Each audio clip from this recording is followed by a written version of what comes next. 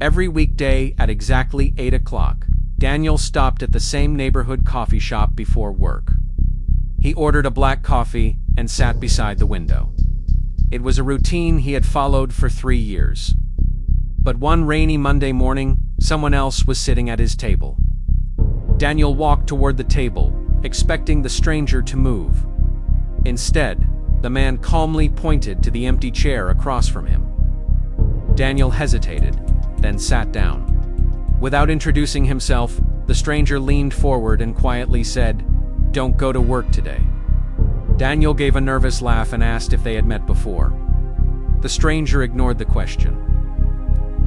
He checked his watch and said, "At exactly 10:42, your office will be evacuated. The fire alarms will sound, but there won't be a fire." Daniel decided the man was playing a strange joke. He left the cafe and went to work as usual. By 9 o'clock, the office was busy with meetings, emails, and ringing phones. Nothing seemed unusual, and Daniel slowly began to forget the warning. Just before a meeting, Daniel glanced at the large clock on the wall. It was 10:41. The stranger's words returned to him immediately. Daniel stared at the second hand, moving forward, suddenly unable to hear the conversations around him. At exactly 10:42, the fire alarm screamed through the building. Red emergency lights flashed as employees rushed toward the exits. Daniel remained frozen beside his desk. The stranger had predicted the alarm down to the exact minute.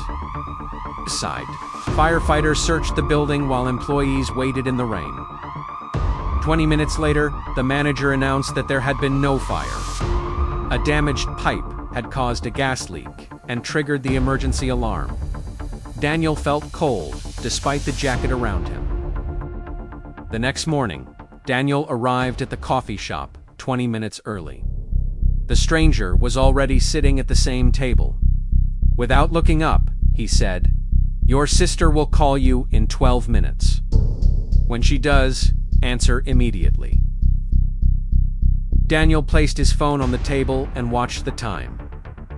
11 minutes passed. Then the phone began to ring. His sister's name appeared on the screen. Daniel answered immediately and heard her frightened voice say, "I've been in an accident."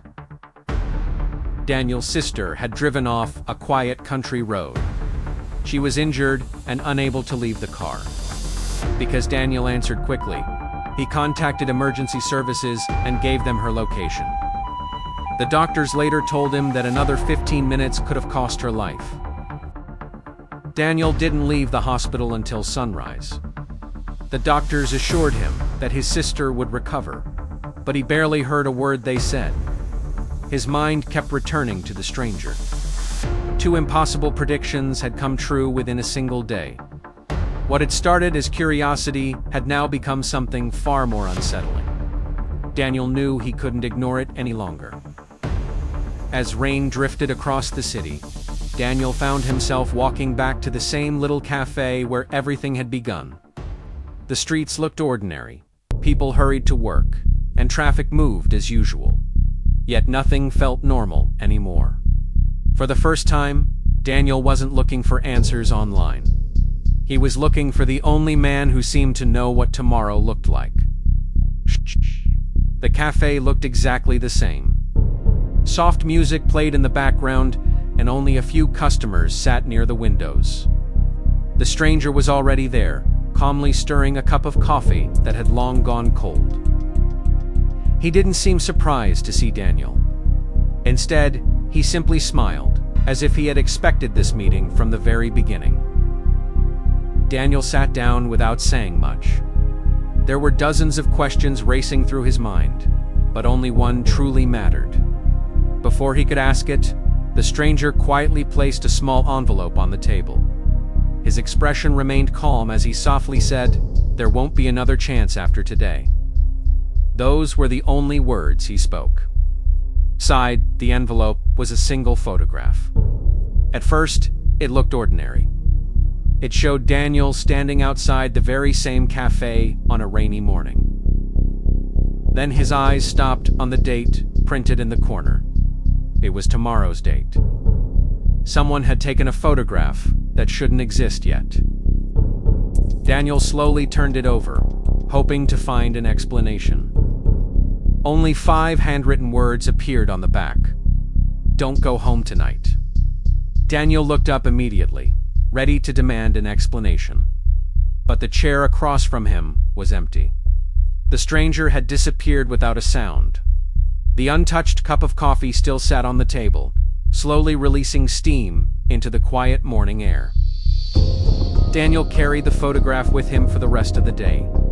Every few hours he took it out, staring at the strange message again and again. It made no sense, yet neither had the stranger's earlier warnings. By evening, doubt slowly gave way to caution. For reasons he couldn't explain, Daniel decided he wouldn't return to his apartment that night. Instead, he checked into a small hotel across town. The room was simple, but it felt safe enough.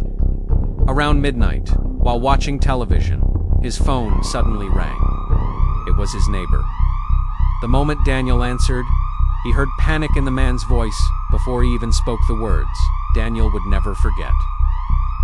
A fire had broken out inside Daniel's apartment building.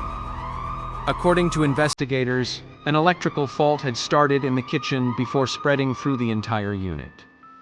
Firefighters managed to contain the flames, but Daniel's apartment was completely destroyed. Had he been asleep inside, there was little chance he would have survived. Daniel slowly lowered the phone.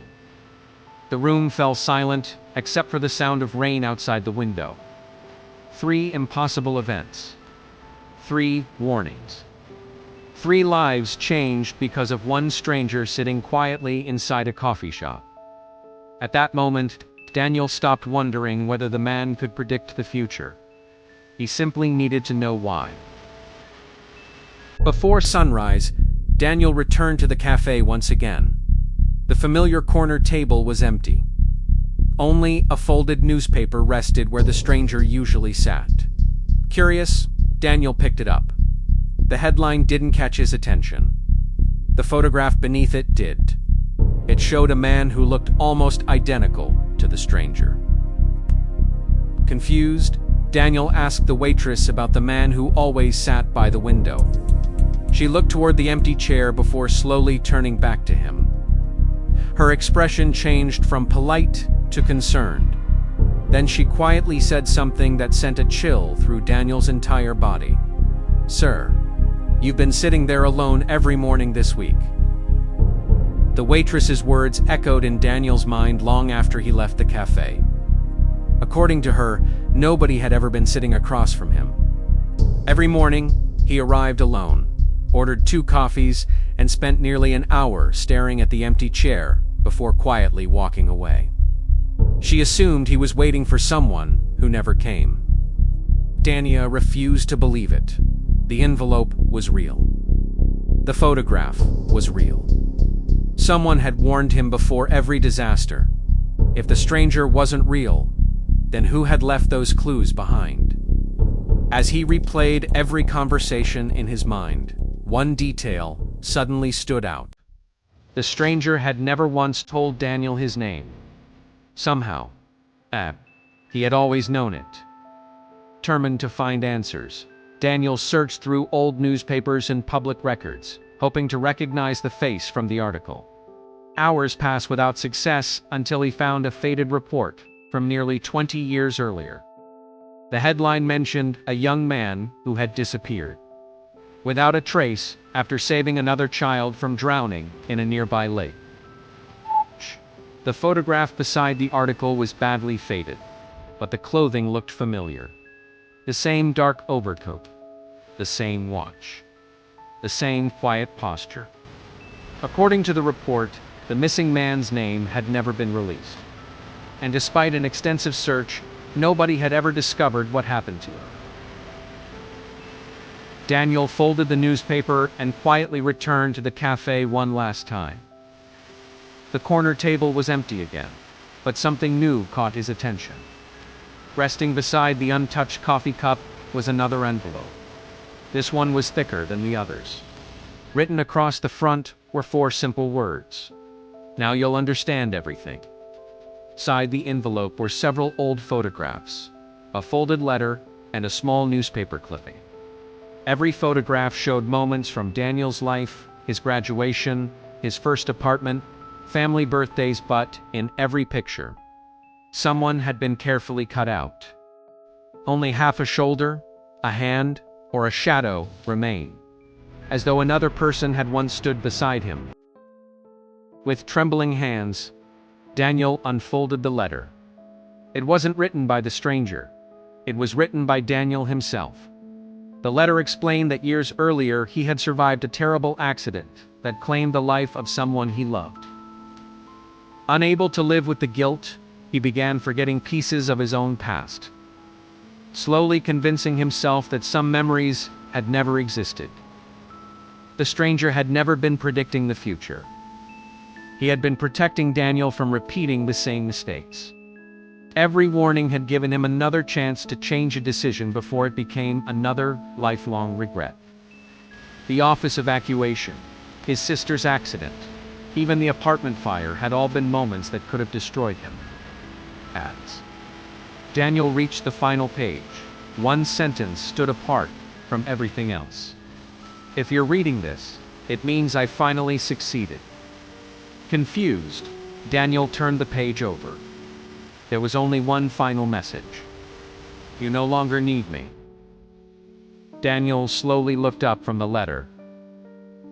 The chair across the table was still empty. Outside, the rain had finally stopped, and sunlight began breaking through the clouds for the first time in days. The waitress quietly approached with the bill, paused for a moment, and smiled. She placed 2 untouched cups of coffee on the table. Then she softly asked, "Will your friend be joining you today?" Daniel looked toward the empty chair one last time. This time, he smiled. He never saw the stranger again. But every Monday morning, someone paid for 2 cups of coffee at the same corner table. No employee ever saw who left the money. And no security camera ever captured anyone sitting in that second chair. Some mysteries don't end. They simply stop asking to be solved.